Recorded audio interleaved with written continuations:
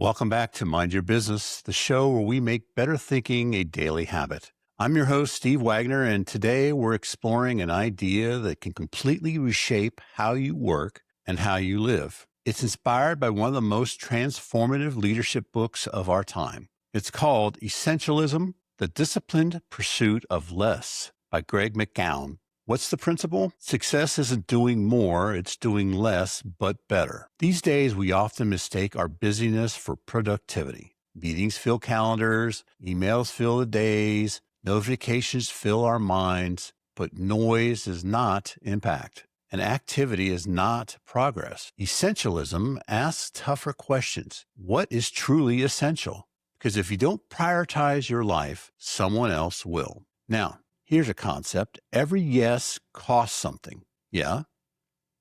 Each yes carries a price tag. Your time, your energy, and your attention, your most valuable resources. Every time you say yes to something unimportant, you say no to something vital. That's the courage of essentialists. The courage to say no, not to everything, but to anything that diffuses your focus. When the non-essential is removed, clarity appears. And when clarity appears, your focus strengthens. And with that strengthened focus, your results improve. McKeown writes, if you don't create space to figure out what's important, then everything will seem important. Space isn't wasted time, it's breathing room for strategy. Without space, urgency dominates. With space, intention emerges. Instead of asking, can I fit this in? What you really should be asking, should I be here at all? Elimination creates power. Subtraction creates leverage. Now here's the myth of more. Our culture celebrates more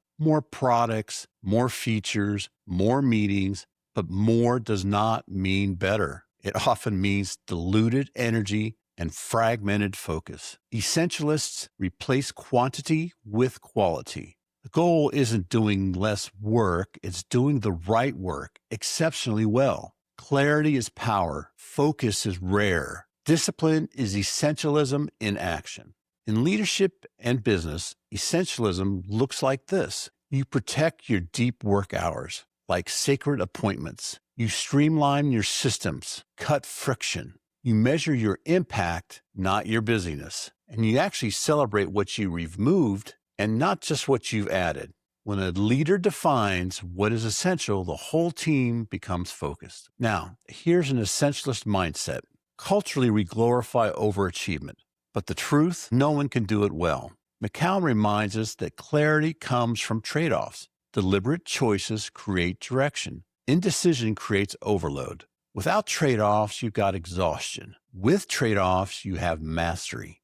Try this short exercise, straight from McKeown's philosophy. List every commitment or project on your plate and ask beside each, if I were already doing this, would I start now? And if the answer is no, then strip it away. This is how you reclaim your time and your energy. Remember, trimming the trivial expands your impact because clarity lives in that space. Essentialism isn't perfectionism, it's precision. Now, let's repeat a mantra that anchors this whole philosophy. Do less, but do it better. Do less, but do it better. Do less, but do it better. Because the most successful leaders aren't the busiest. They are the clearest. Now this week, find one area of your business or your life that's overcomplicated. Then subtract something. Remove a meeting, a metric, an obligation. Each subtraction creates room for excellence. McKeown writes, if you don't prioritize your life, someone else will. Now, if this episode has helped you refocus and breathe a little deeper, share it with someone who needs clarity. Now, you can find Greg McKeown's book, Essentialism, The Disciplined Pursuit of Less, wherever you find great books. And don't forget to subscribe to Mind Your Business for more ways to think clearly, live intentionally, and lead with focus. And until next time, do less, but do it better. And keep your mindset strong.